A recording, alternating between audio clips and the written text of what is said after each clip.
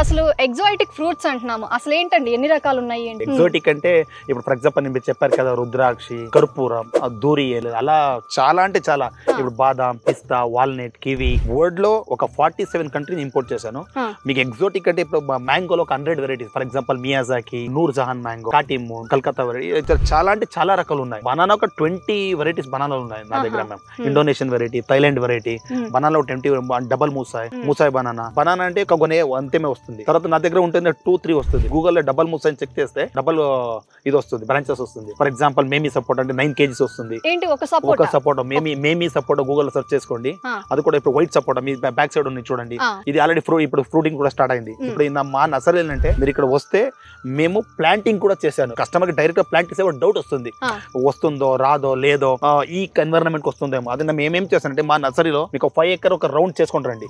మేము అన్ని కూడా పెట్టేశాను.